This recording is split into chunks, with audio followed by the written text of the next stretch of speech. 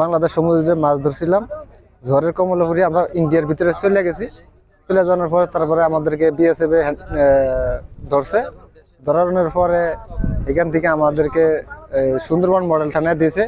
এখানে একদিন রাখছে, রাখার পরে এখান থেকে আবার করছে, হ্যান্ড ওভার করে আমাদের আলিপুর দিছে।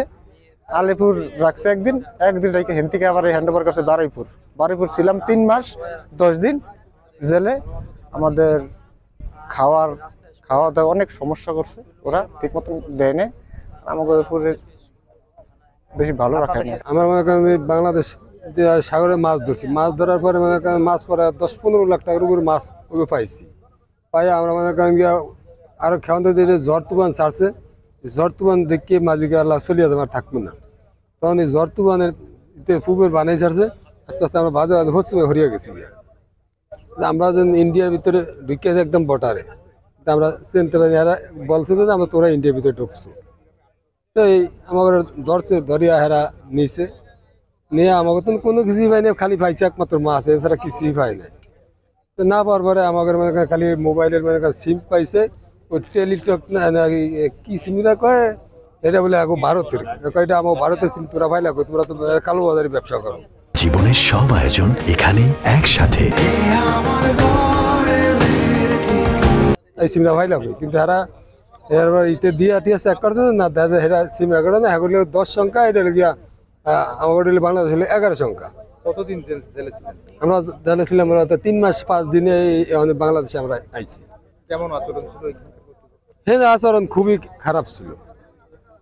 বাংলাদেশের করে দিয়া খুব কাম কাজ করাইতো, কিন্তু কইতো মানে সিপাহীরা ওই জায়গায় জেলের সিপাহীরাও বলতো যে বাংলাদেশি দিয়ে কাজ করাবি, তোরা অর্ডার দিয়ে কাজ করাবি, তোরা বইয়া দেখবি, ওগুলো দিয়ে কাজ কাম যা আছে তা কাম কাজ করাবি। আমার বাপে জেলে কাজ করে, সেপ্টেম্বর মাসের 5 তারিখে সাগরের উদ্দেশ্যে রওনা দেয়। ওদের কাছে সেপ্টেম্বর মাসের 12 তারিখে ঝড় বৃষ্টির কবলে পড়ে ইন্ডিয়ার বর্ডারে ক্রস করে চলে যায়।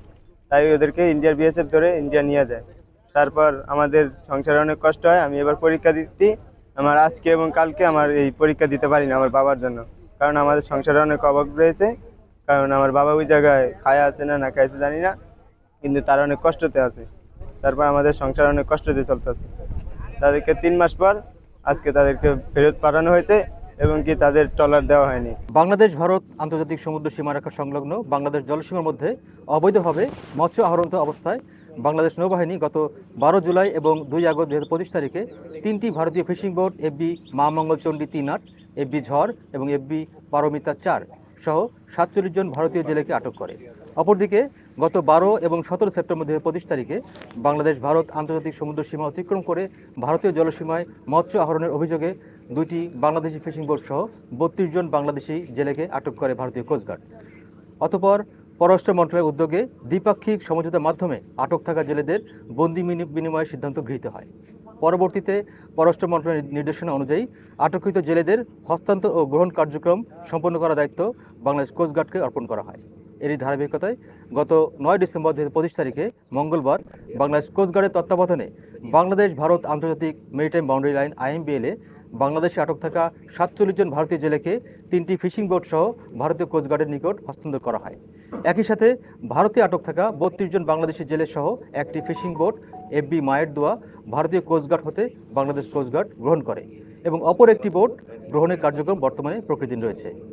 পরবর্তীতে আজ দুপুর 2 ঘটিকায় বাংলাদেশি জেলেদের বোট সহ কোস্টগার্ড বেস মংলায় তাদের পরিবারের নিকট হস্তান্তর করা হয়।